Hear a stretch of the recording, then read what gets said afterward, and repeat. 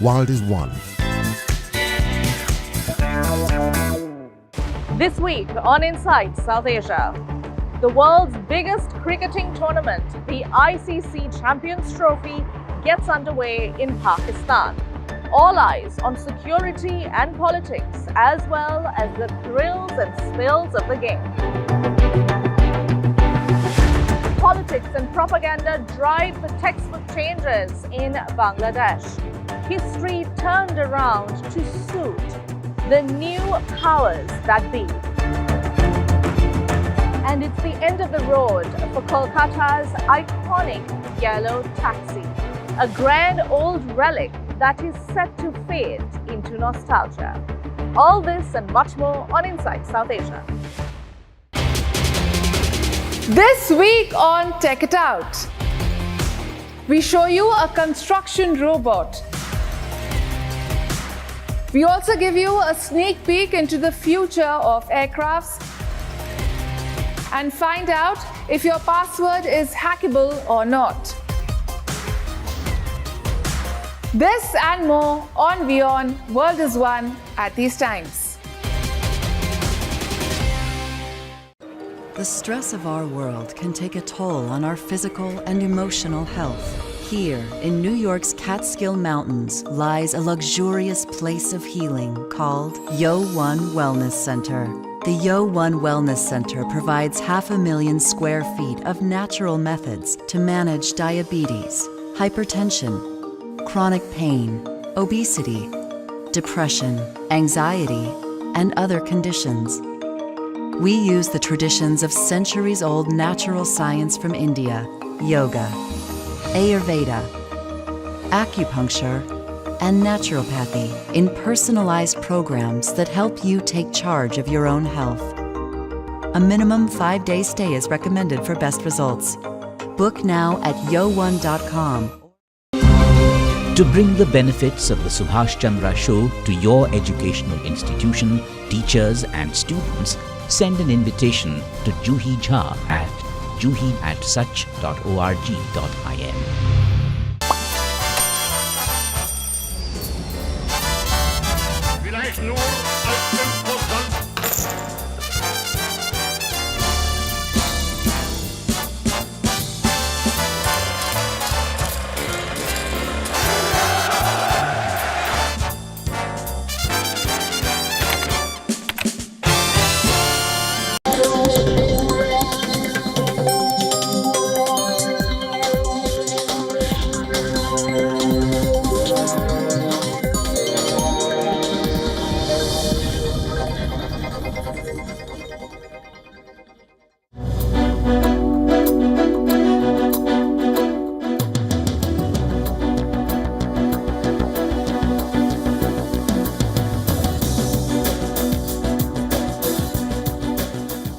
Hello and welcome to the West Asia Post. I am your host, Ghadi Francis, coming to you from Beirut, Lebanon, for another episode of WION's weekly show where we bring you all things new from the world's most volatile region. It has been 500 days since the war in Gaza started. But today, who will rebuild the lives of Palestinians and the Strip? Arab nations are united against Donald Trump's plan for Palestinian Gaza. But what will happen? There's a lot to uncover in this episode, but first, let's take a look at what's making the headlines across the region.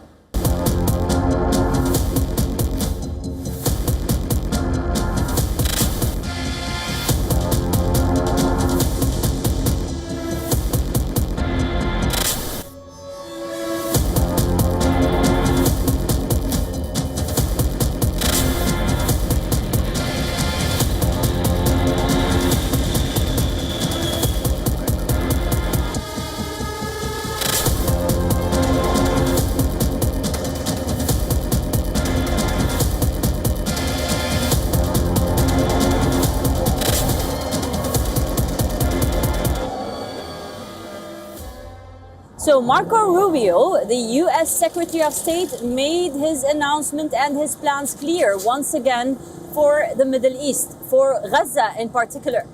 And the Arab League stood united once again against that. The Arabs want a two-state solution that recognizes Palestinians and the right of Palestinians and takes Gaza as an independent strip. What will happen? We tell you more.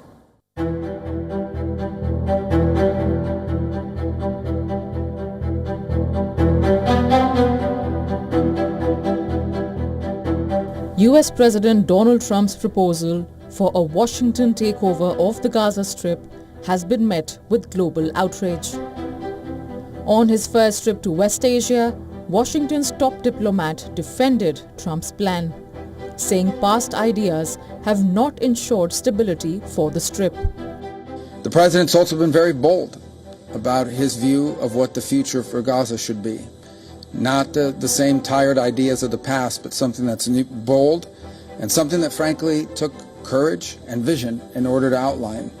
And it may have shocked and surprised many, but what cannot continue is the same cycle where we repeat over and over again and wind up in the exact same place. In his meeting with Trump, Jordan's king assured that Egypt will provide a plan for Gaza.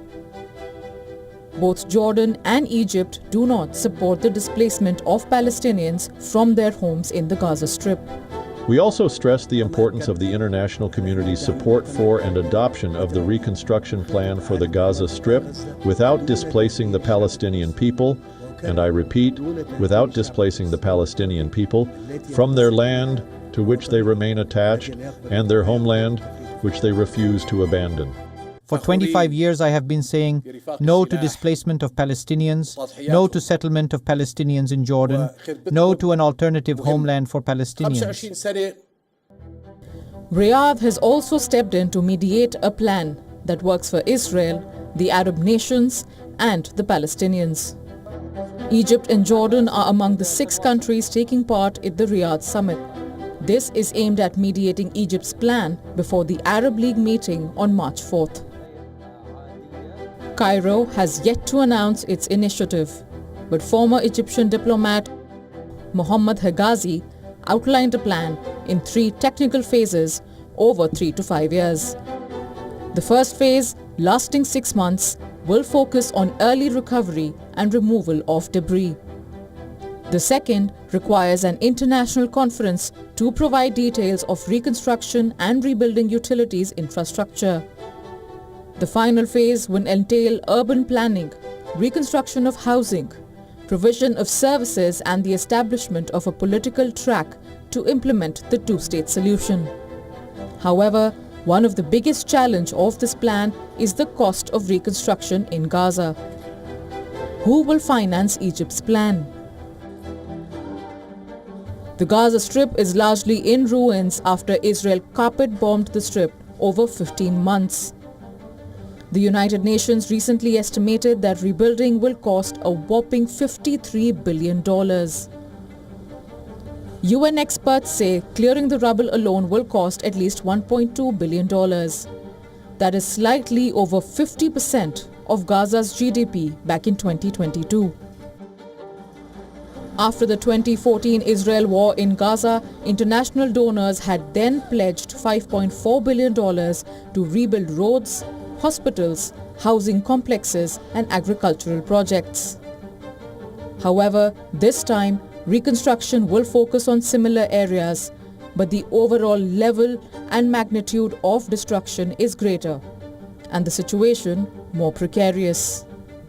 Saudi Arabia has the task of rallying all other Gulf Cooperation Council countries to answer the pertinent question: who will bear the cost of rebuilding Gaza and the lives of over 2 million Palestinians?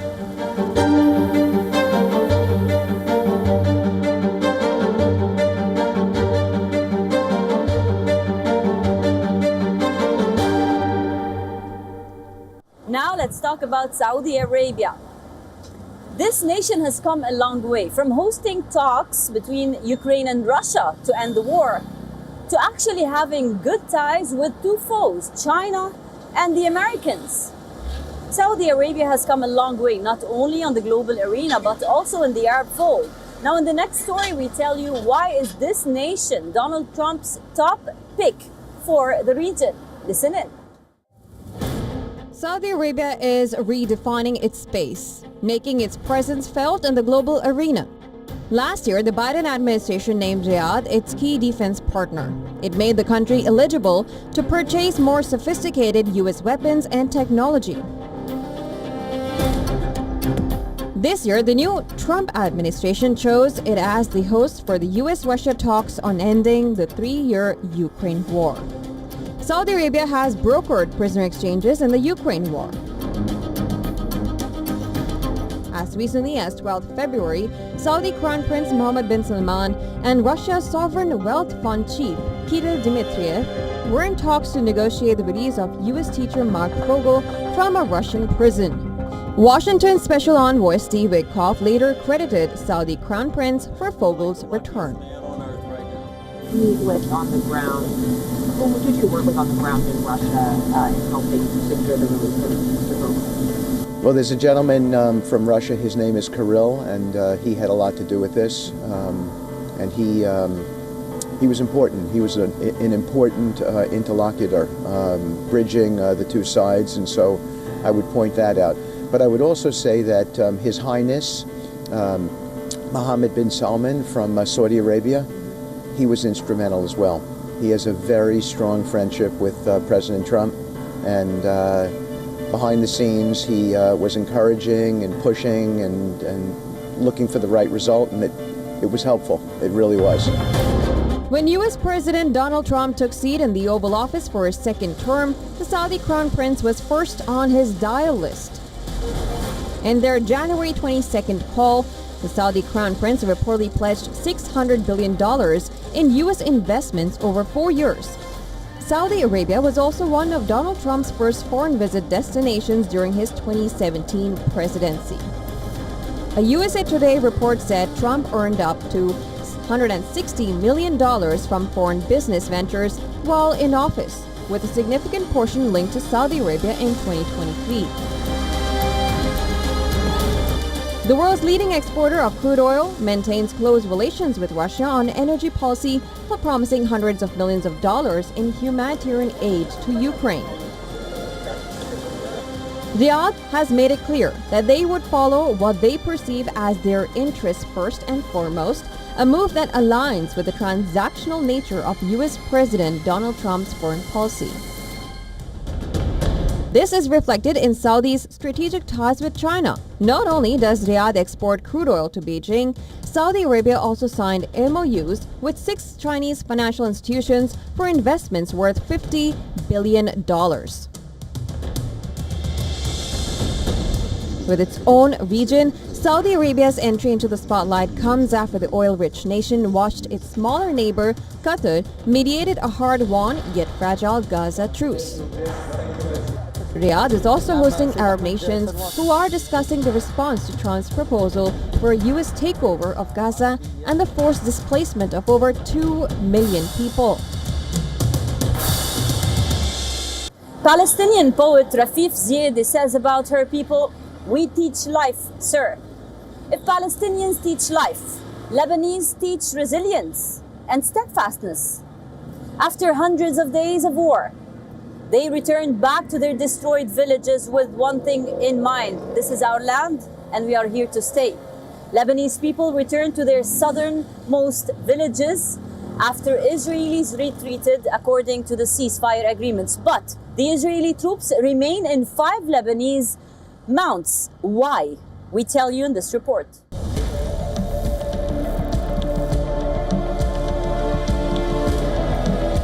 Returning home after 1 year, displaced families are in a state of shock in southern Lebanon. Look at the homes. They've all been blown up. That's also strange. We spent 40 years building this, 40 years of work, and it goes like that? With entire sections of houses wiped out, people in the border village of Kafar Kila are stunned by the destruction. We are accustomed to this destruction, and it is not the first time that Israel has come to destroy, displace, or burn. Even the olive trees have been erased from the ground. Lebanese soldiers are slowly moving into the areas from where the Israeli troops pulled out, clearing roadblocks set up by Israeli forces They are searching for explosive devices in the ruins. Israel pulled out its troops from all locations, but says its military will stay at 5 key positions in Lebanon. With regard to Lebanon, as part of the ceasefire agreement in the north, the IDF will complete the withdrawal from Lebanon today. We are temporarily remaining in 5 strategic high points necessary for our security. These locations include mountaintops where Israeli forces can track movements and detect any potential Hezbollah threat. Israel has also added multiple military posts on its side of the border with Lebanon. The Lebanese government said it will consider any remaining Israeli presence on Lebanese land an occupation. Secondly, to constitute any Israeli presence in any inch of Lebanese territory as an occupation, with all the legal implications that arise from it under international law.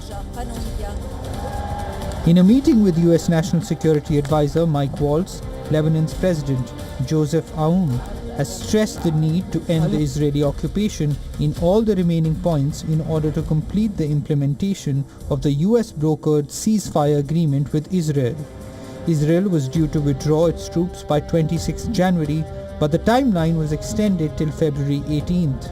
However, even after partially withdrawing from the Lebanese territory, the Israeli Air Force conducted an airstrike on what it called a Hezbollah weaponry region. At least 60 people have reportedly been killed in Lebanon since the truce began. UN authorities estimate reconstruction costs could reach over $10 billion, while over 100,000 people are internally displaced in the country. Lebanon continues to remain tense, with Israeli troops still on Lebanese soil, giving no clear date of withdrawal.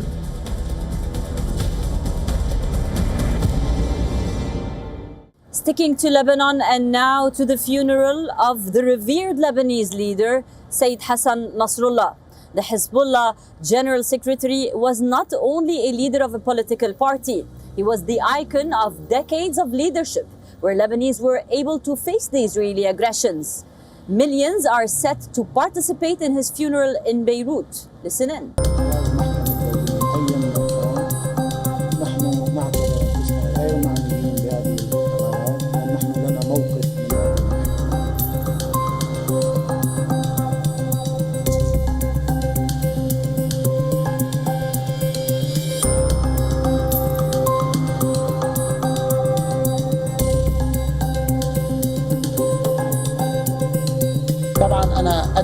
Let it be clear through the scene, presence, and message that Hezbollah and the Islamic resistance stand strong and firmly established.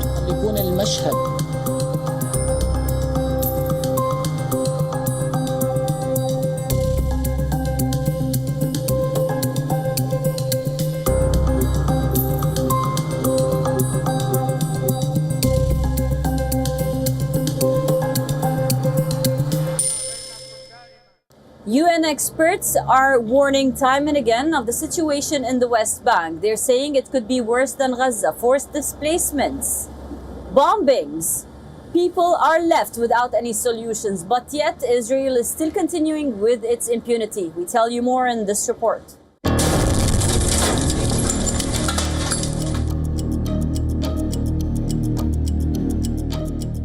Israel's crackdown on the occupied West Bank has triggered a wave of mass displacements. By car and on foot, through muddy olive groves and in the line of sight of snipers, tens of thousands of Palestinians flee Israeli military operations across the territory. A terrorist occupation that uses any excuse to impose collective punishment. Yet, praise God, we remain steadfast as olive trees. Just 2 days after the ceasefire came into effect in Gaza, Israeli forces launched their operations in the occupied West Bank on the 21st of January. Bulldozers raced through homes in Jenin, a city that is used to Israeli raids. But unlike past operations, Israeli forces pushed deeper into several other nearby towns, including Tulkarem, Farah, and Nur Shams, scattering families and bringing back bitter memories of the 1948 war. The camps built for descendants of Palestinian refugees who fled from their homes in 1948, right around the creation of the State of Israel, have long been major centers for armed groups. Palestinians call the 1948 displacement Nakba or catastrophe, and are now calling the recent Israeli operations a second phase of the Nakba. We stand in one place, then they tell us to move to another so we can enter in an orderly manner. There are thousands of people here. No matter how hard they try, it is impossible to enter in an orderly way. The Israeli army denies issuing evacuation orders in the occupied West Bank. Israel says its troops secure passages for those wanting to leave on their own accord. Palestinian Authority says around 17,000 people have now left the Jenin refugee camp, leaving the site almost completely deserted, while in Nur Sham 6,000 people and around 10,000 people are leaving from Tulkarm camp. Israel maintains that its fight is against Iran-backed elements in the Palestinian territory. The most important thing is that the Palestinian Authority in Judea and Samaria continue with their pay-for-slay strategy, continue to encourage terrorism, continue with incitement in textbooks, in kindergartens, in schools, in media, in mosques. So we don't trust the PA to lead a process of de-radicalization, which is the most important thing for the Palestinian people themselves. Israel's ally, US, agrees that Iran is a common theme when it comes to terrorism in West Asia. And so I think it's important to constantly point that whether we talk about Hamas, or we talk about Hezbollah, or we talk about violence in the West Bank, or we talk about destabilization in Syria, or we talk about any of these issues, the militias in Iraq, they all have behind them one common theme: Iran. Experts say that Israel's tactics in the occupied West Bank are on the verge of becoming almost indistinguishable from those deployed in Gaza.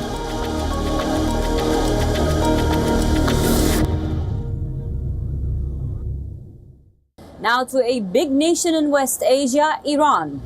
Iran has obviously decided or is thinking about changing its capital to a different city closer to Oman. What is happening? Is this doable? We tell you more. Iran is mulling moving its capital Tehran, facing a multitude of problems that include unmanageable traffic. The city is irreversibly sinking 0.25 meters each year.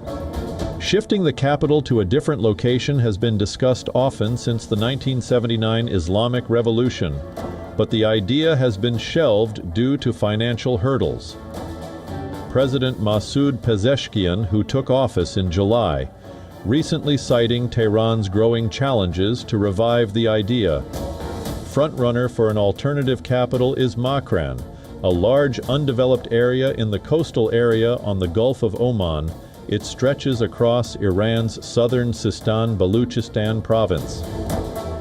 The revival of the relocation idea plans has reignited a debate over its necessity. Many are highlighting Tehran's historic and strategic significance. Agha Mohammad Khan Qajar designated Tehran as the capital in 1786. The city has served as Iran's political, administrative, and cultural hub for over 2 centuries. The landlocked city is home to 18 million residents and sits on a sloping plateau at the foot of the snow-capped Alborz mountain range. It blends modern high-rises with historic palaces, bustling bazaars, and leafy parks. Makran, on the other hand, is famous for its fishing villages, sandy beaches. It has an ancient history dating back to the times of Alexander the Great. Yet many are opposed to the idea. Former Tehran Mayor Piroz Hanachi says the Tehran's problems can be fixed, while no official budget has been allocated to solve Tehran's crisis. Interior Minister Ahmad Vahidi says the relocation plan requires $100 billion. Many experts say this will only add to Iran's growing financial burden. That becomes more acute given Washington's new sanctions on the Islamic Republic. Now to Dubai, a special part of West Asia, one of the most populated and the most happening cities in the region. This week, Dubai is hosting a food festival where the world's top chefs are mastering their profession. Listen in.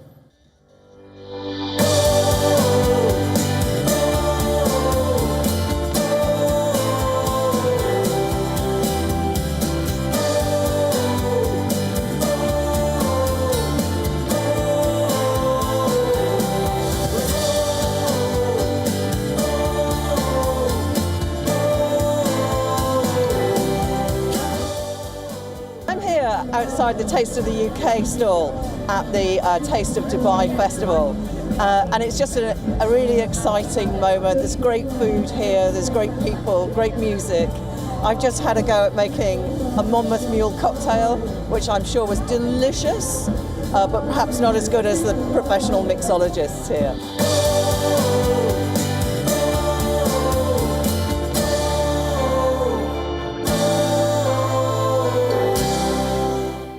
That's all we have for you on this episode of the West Asia Post. I will see you next week with a brand new lineup, always bringing you the most recent updates, news and ground reports from West Asia. I'm your host Radi Francis, signing off from Beirut, Lebanon. For more global news, keep on watching WION World is One.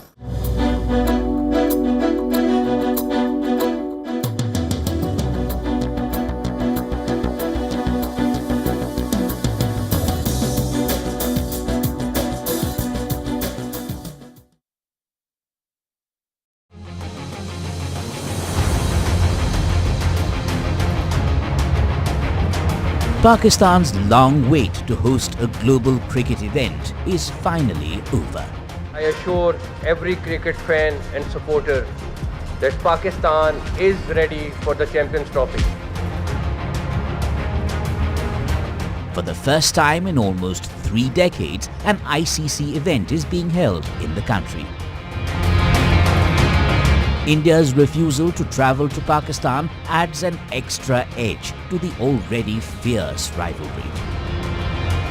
Catch all the drama, action and controversy from both on and off the pitch, only on WION.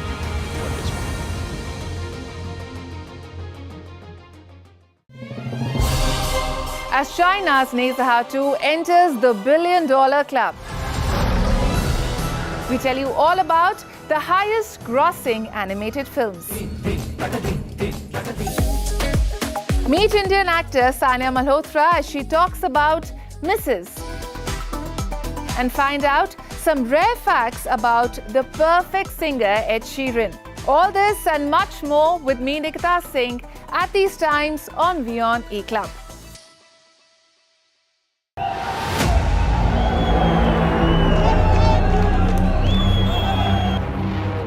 The Second Democratic Republic of Congo city falls to Rwandan-backed rebels.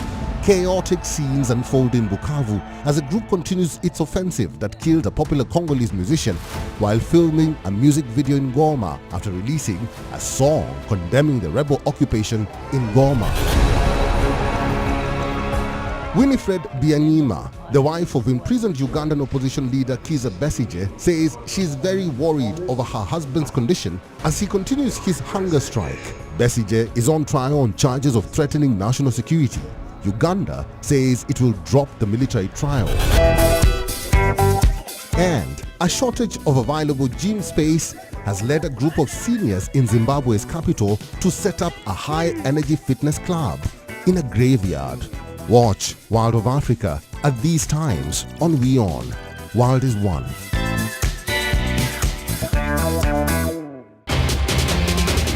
This week on Tech It Out, we show you a construction robot.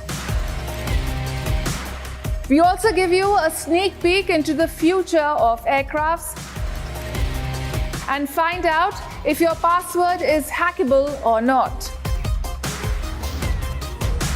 This and more on WION World is One at these times. YO1 Health Resort is unique, the only one of its kind. Experience the 4 paths of natural wellness: yoga, Ayurveda, acupuncture, and naturopathy. Each uniquely customized program improves the whole person to make every person whole. Come to WION Health Resort. Make your reservation at WION.com. The Earth is sending distress signals. Wildfires, droughts, and melting glaciers. Can we reverse the damage? Explore the harrowing effects of climate change. It's a wake-up call. Global emergency. Climate Tracker on WION World is One. To bring the benefits of the Subhash Chandra Show to your educational institution, teachers and students, send an invitation to Juhi Jha at juhi@such.org.in. Know more, understand better, think ahead. Hello and a very warm welcome. You are watching Gravitas with me, Molly Gambhir.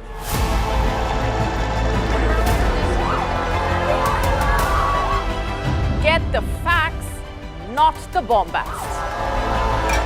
On the 26th of March, dynamic pricing, Baloch separatists, Gravitas cuts out the clutter. Gravitas keeps calm when others scream. Gravitas brings news to life.